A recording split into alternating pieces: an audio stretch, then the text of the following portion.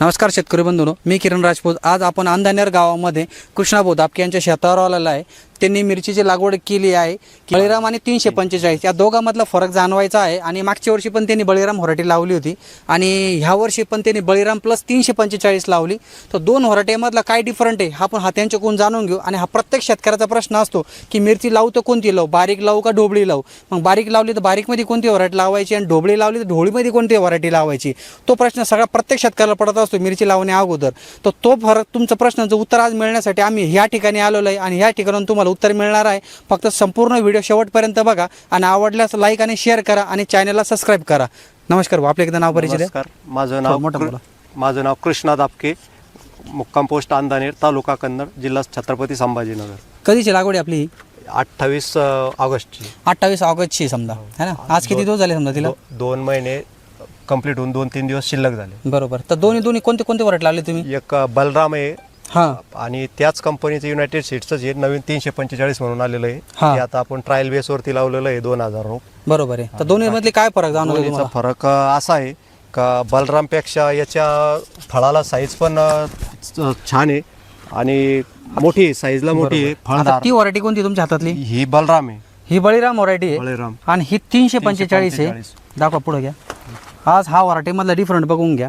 एकच कंपनीच्या दोन व्हरायटी आहे, दोन व्हरायटीमध्ये एवढा डिफरंट आहे। आज आपण त्याला माल दाखवू झाडांचा लाईव्ह मध्ये आणि तुम्हाला ते पण बळीरामचं पण झाड दाखवू आणि 345चं पण माल दाखवू, फरक दाखवू। आज ही व्हरायटी बघा, हिला माल बघा किती, पहिलाच तोडा आहे ना तुमचा आता हा? पहिलाच तोडा। बरं, तोड्यामध्ये काही फरक वाटला तुम्हाला अंतर माला धरल्यामध्ये वगैरे? हो, याचा जे 345 ची मालदार आर्ली व्हरायटी, आर्ली व्हरायटी आहे। हे बघा आता हा पूर्ण माल, आता हे अंदाजे तुमच्या अंदाजे किती माल निघेल? 1 किलोच्या वरती माल आहे। 1 किलोचे माल एका झाडाला निघेल तयार, म्हणजे लागवड सगळी सोबतचीच आहे। सोबतची एकाच दिवशीची पण लागवड आहे। माल धरण्यामध्ये आणि माल परिपक्वमध्ये 345 न बाजी मारली, कारण की तुम्ही मालाची साईज मध्येच फरक बघून घ्या किती। आज आता तुम्हाला बळीरामची पण व्हरायटी मध्ये दाखवू। आता हा बघा, हा 345चं झाड आहे आणि 345 झाडाला माल किती लागलेला आहे आणि मालाची साईज बघा। आता हा लाईव्ह मध्ये तुमच्या समोर मी तोडतो।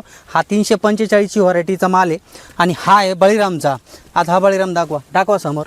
आता ही बळीराम आहे, सोबतचीच लागवड आहे पण मालामध्ये डिफरंट बघा किती आहे। आता हा एकच माल फक्त परिपक्व झाला आहे, बाकी बघा माल पूर्ण बारीक आहे समजा। हा माल बघा आणि हा माल बघा। आता ह्या मालामध्ये हा तुमच्या समोर तोडला आहे आणि हा फरक बघा किती मोठा फरक आहे शेतकरी बंधूंनो। तर व्हरायटी चॉईस करताना कधी अनुभव घेतला सर, व्हिडिओ बघून घ्या। व्हिडिओ बघितल्यानंतर, कारण की ह्या शेतकऱ्याने लावले आणि ह्या शेतकऱ्याला रिअल अनुभव आलेला हा तुमच्यापर्यंत हा फक्त व्हिडिओ मार्फत पोहोचणार आहे आणि व्हिडिओ मार्फत पोहोचल्यामुळे तुम्हाला निवड करताना सोपं होणार आहे की भाई कोणती व्हरायटी लावू। कारण शेतकऱ्याला काय कोणती पण व्हरायटी लावायची, बळीराम बी लावायची, 345 बी लावायची, सारखाच आहे, कोणता खर्च सारखाच आहे।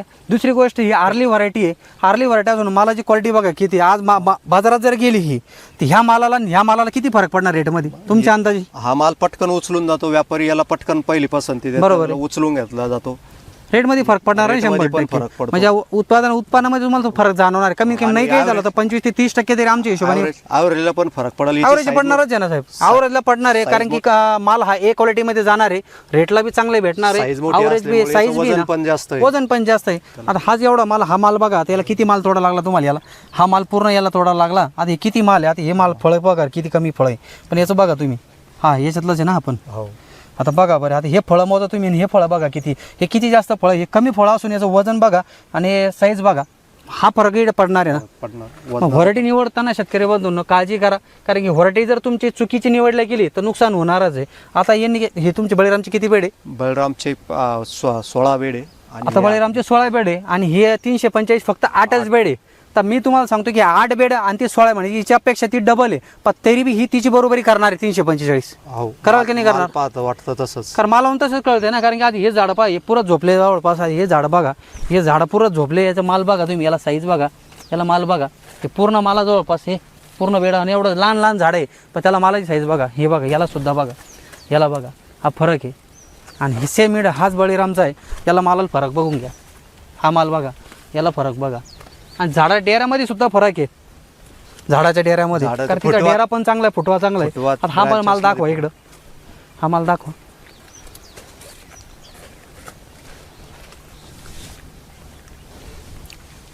पण तुम्ही मिरची लावली होती ना? हो, मागच्या वर्षी कोणती लावली होती? मागच्या वर्षी बलरामच होती. किती गुंठे होती ती? ती थोडी 10 गुंठे होती. 10 गुंठे होती. त्यावेळेस तुम्ही आता ह्या वर्षी ही 25 गुंठे लावली ना? 25 गुंठे. 10 गुंठ्यात काय अनुभव आला तुम्हाला मागच्या वर्षी? चांगली राहिली होती बलराम पण. आणि पण नवीन आता ही व्हरायटी आल्यामुळे थोडी लावून बघितली, जास्त न लावताना अनुभवासाठी. बरोबर पण आहे. बलराम तर चांगलीच व्हरायटी होती, पण ही त्याच्यात अजून ॲडव्हान्स Advance आली. आणि चांगली साईज, झाडाची रोगप्रतिकार शक्ती पण चांगली आहे त्याच्यापेक्षा पण. मागच्या वर्षी किती तोडे झाले तुमचे बळीरामचे? 7 तोडे झाले. 7 तोडे झाले होते. 10 गुंठ्यात किती झाले तुमच्या अंदाजे तरी उत्पादन?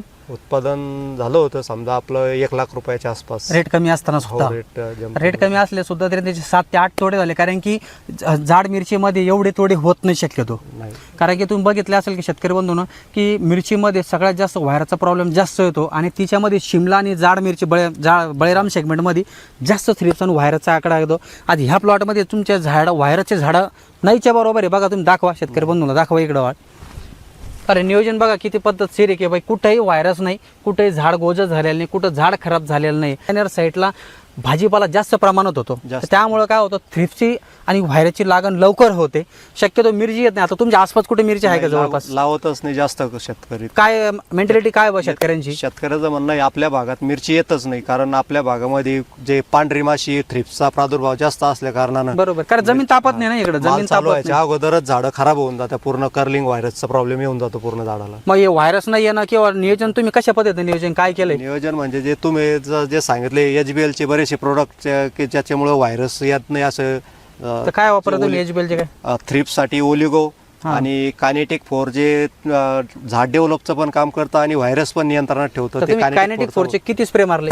कायनेटिक 4च्या आतापर्यंत 4 ते 5 फवारण्या झाल्या आणि ओलिगोच्या पण 4-5 फवारण्या झाल्या. बरोबर. खालून तुम्ही काय काय वापरले? खालून का त्या 1340-13-052-34 आणि HBL चे ड्रिप कॉम्प्लेक्स आणि बुस्टर वगैरे जे येतं. बरं, मागच्या वर्षी तुम्ही त्या 10 गुंठे प्लॉट होता त्याच्यामध्ये बुस्टर किती वेळा दिलं होतं? बुस्टर 4 ते 5 डोस दिले होते. तर काय फरक वाटला तुम्हाला बुस्टर अल्ट्रामध्ये? तर बुस्टर दिल्यामुळे मला इतर सूक्ष्म अन्नद्रव्य वगैरे वेगळे बरेचसे देण्याचं काम पडलं नाही. एकट्या बुस्टरमध्येच झाडाची क्वालिटी, फळाचे फुगवण वगैरे सगळं मेंटेन झालं होतं. दिल्यानंतर असे डोळ्यान रिझल्ट दिसले का तुम्हाला की काय फरक वाटला? 5-6 दिवसातच झाडाच्या कलर क्वालिटीत फरक दिसतो एकदम. बरोबर. आता हा प्लॉट बी पाऊस जास्त झाला होता का तुम्ही बघितलं का? तो लावणामध्ये खाली जिकडं पाणी तुमचं तिकडं झाडं खराब झाले थोडेफार, पण थोडं फवारण्याच्या आणि त्याच्या शेड्यूल ठेवल्यामुळं बरंच प्लॉट वाचला चांगला. 15-20 दिवसापर्यंत आम्ही आलो होतो. तुम्ही म्हणे का प्लॉट हातात येतो कोणी असं वाटलं तुम्हाला? असं वाटलं होतं प्लॉट टिकतच नाही, कारण याच्यात 8 दिवस पाणी वाहत होतं खालून बेडना डायरेक्ट. बरोबर आहे. पण आजच्या कंडिशनला बरे अजून पण भरपूर ओलावा आहे घरात, बघू शकतो ओला भरपूर आहे. पण त्या मानाने आणि मागच्या वेळेस आलो तेव्हा प्लॉट जास्त पिवळा, आता हिरवा जास्त आहे आणि फ्लॉवरिंग पण चांगली आणि माल तोडायला आला. आता सध्या काय रेट चालू आहे तरी मार्केटचा अंदाज घेता तुम्ही? 30-35 रुपयाचे रेट चालू आहे. तरी 8 बेड मध्ये तुम्हाला किती माल निघेल? इकडे किती माल निघेल? आता आज पहिलाच तोडा जरी केला त्याचा तर जवळजवळ 4 क्विंटल माल निघेल 8 बेडला माझ्या हिशोबाने. बरोबर. आणि जी बळीराम आहे इकडं पूर्ण याच्यात 2 क्विंटल माल निघेल जास्तीत जास्त. म्हणजे ती 16 बेड राहून म्हणजे याच्यापेक्षा डबल असून ती 2 क्विंटल निघू राहिली आणि ही 8 बेड असून ही जवळपास 4 क्विंटल पर्यंत निघेल. तुमचा असा अंदाज आहे? माल तिला पण आहे, पण मग तिचा थोडा लेट व्हरायटी असल्यामुळे अजून मालला आणि कवळा माल जास्त आहे. फळधारणा अजून होऊच राहिली त्याला. बरोबर आहे. आणि याचा तयार माल ही अर्ली व्हरायटी सांगायला हरकत नाही. पण शेतकऱ्याला काय सांगू शकता तुम्ही की ह्या व्हरायटी बद्दल? चांगला जर ज्याला ढोबळी मिरची मध्ये करायचं असेल तर 345 चांगली व्हरायटी लावायला काहीच हरकत नाही. बरोबर आहे. आणि व्हिडिओ काढायचा उद्देश हाच, आम्ही काही सीड कंपनीमध्ये काम करत नाही आणि आमच्याकडून त्या व्हरायटीचा कुठलाही संबंध नाही. पण आम्ही शेतकऱ्याला, कारण की व्हिडिओ काढायचा उद्देश हाच की शेतकऱ्याला दाखवायचं होतं की बळीराम व्हरायटी आणि 345 मधला डिफरंट काय आहे. आणि ह्या व्हिडिओमुळे तुम्हाला सोपं होणार आहे की तुम्ही व्हरायटी ढोबळीमध्ये लावायची, तुम्ही कोणती निवडू शकता. आता ह्या शेतकऱ्यांचा आज विचार करा, जर हे 16च्या ऐवजी जर हे 8 बेड जर बळीराम राहिले असेल आणि 345 जर 16 बेड राहिले असेल तर डबल उत्पादन वाढला असतं. फरक पडला तर 100% असतात, लवकर माल निघून गेला. बरोबर. आजचे पण तुमची कुठली फवारणी होती आता? आज आता हे कायनेटिक 4 ओलिगो आणि रिच सिलिकॉन आहे आणि एक गॅस पॉइझन म्हणून प्रोफेनोफॉस टाकतं किरॉक्रॉनची. बरोबर. आणि आळाईसाठी मग वॅक्टिन वगैरे घेतात. आळाईसाठी आज पण हीच फवारणी चालली. आता ही कितवी फवारणी तुमच्या? ती आता 6वी फवारणी असेल. 6वी फवारणी म्हणजे 5 स्प्रे होऊन सुद्धा 6वा स्प्रे. बाकी शेतकऱ्याला काय बाबा सांगू शकतो मी याच्याबद्दल? तुम्ही तर मला तर मागच्या वर्षी सुद्धा तुम्ही ओलिगॉन कायनेटिक 4चा अनुभव घेतला आणि या वर्षी तर तुम्हाला डबल अनुभव आला. तर बाकीच्या जेवढे प्रोडक्ट वापरले तुम्ही थ्रिप्ससाठी किंवा व्हायरससाठी, तर याच्यातून लोक मार्केटमध्ये प्रोडक्टमध्ये काय डिफरंट वाटला तुम्हाला? खूप फरक आहे याच्यावाले जे थ्रिप्ससाठी आणि व्हायरससाठी 100% रिझल्ट आहे. आणि मी याच्या अगोदर जे प्लॉट लावले त्यावेळेस मार्केटमध्ये भेटणारे प्रत्येक व्हायरसचं औषध वापरून पाहिलं पण तुम्ही ऑनलाईन बी मागितले होते काही? ऑनलाईन पण काही औषधं मागून बघितल्या ज्याच्या ॲडव्हर्टायझिंग वगैरे बघून, पण व्हायरसला कुठलंच औषध असं आजपर्यंत भेटलं नव्हतं का व्हायरस कंट्रोल करेल म्हणून. पण मागच्या वर्षी पण हे वापरलं तर त्याच्यात सक्सेस झालो आणि त्याच्यामुळं मग यावर्षी थोडी डेअरिंग वाढून प्लॉट पण वाढवला आणि वापरल्यामुळे त्याचे रिझल्ट पण चांगले आले. बरोबर, मागच्या वर्षी फक्त 10 गुंठे होता 10 डेअरिंग केली गुंठे तुम्ही. होता, हा करून बघितलं कारण बरेचशे येतच लोकांना नव्हती. म्हणले तुम्हाला लावूच नका मिरची. आणि चालू वर्षी पण मला बरेचसे जण बोलले का आपल्या भागात मिरची येतच नाही, लावूच नका. लावू नका म्हणून. पण मला या औषधावर विश्वास होता. मागच्या वर्षी मी केलं होतं माझ्या हातानं, त्याचे रिझल्ट आलते म्हणून मी यावर्षी डेअरिंग केली, वापरून बघितलं आणि प्लॉट तर आता समोरच आहे. एवढ्या बरोबर आहे. प्लॉटमध्ये व्हायरसचे झाडं म्हणजे नाहीच आहे समजा. बरोबर. किती टोटल प्लांट किती आहे? हे 6,000 झाड आहे पूर्ण. विचार करा शेतकरी बंधूंनो, पूर्ण प्लॉटमध्ये आता समजा पहिला तोडा आला तरी तुम्हाला एक सुद्धा झाड व्हायरसचं दिसत नाही. कारण की किती म्हणले तुम्ही का? 6,000 रोपं लावलेले. 6,000 रोपांमध्ये तुम्हाला 10 रोपं सुद्धा झाडं व्हायरसचे कुकडे सापडत नाही. आणि मी सांगतो तुम्हाला की पूर्ण प्लॉट दाखवा आपण की व्हायरस तुम्हाला कुठं दिसतं ते बघून घ्या शेतकरी बंधूंनो. हा एक विश्वास आहे. आणि मागच्या वर्षी 10 गुंठे लावून यावर्षी त्यांनी 25 डेअरिंगवरच लावलाय, कोणाच्या सांगण्या सुगण्यावरून नाही. कारण कोणताही शेतकरी स्वतः अनुभव आल्यानंतर डेअरिंग करणार, तर डायरेक्ट डेअरिंग करू शकत कारण नाही. विश्वास राहिलाच नव्हता कोणत्या प्रोडक्टवरती. कारण जे नाही ते सगळे व्हायरसचे औषध वापरून पाहिले पण रिझल्ट एकाचा येत नव्हता. पण मला एक सांगायचं आणि- होतं, व्हायरसला कायनेटिक फोरच्या आला व्हायरससाठी तुम्ही दुसरं कोणतं प्रोडक्ट काहीच वापरलंय का नाही. मार्केटमधलं? एकही किंवा product ते बी वापरलं हे बी वापरलं असं काही? नाही, व्हायरससाठी कोणतंच नाही मारलं. एकमेव सिंगल फक्त एक व्हायरससाठी single- एवढंच वापरलं. एकच तर शेतकरी वापरलं. काय करतं बरं, एकदा ती फवारणी मारले, याचे मारले, त्याचे मारले आणि मग म्हणते की हे पण मारलंय, मग रिझल्ट द्यायचे. असं काही झालंय का तुमच्या नाही नाही, मार्केटमधलं एकही औषध कारण पहिले सगळे वापरून बसलेलं आहे त्याच्यामुळे आता आणतच नाही. कारण की बाकीच्या वातावरणाच्या तुलनेमध्ये आणि आपल्या वातावरणामध्ये इकडं लई खराब आहे. कारण की जमीन तापतच नाही, 12ही महिने ही आज तापत नाही. कारण पाणी भरपूर आहे आणि व्हिजिटेबल आहे. तुमचं जरी वावर खाली झालं पण शेजारचे वावर आहेच. आजूबाजूला तिकडचा हिरवा फ्लिप झाला, भाजीपाला व्हायरस झाला, व्हाईट फ्लाय झाली, माईट झाला.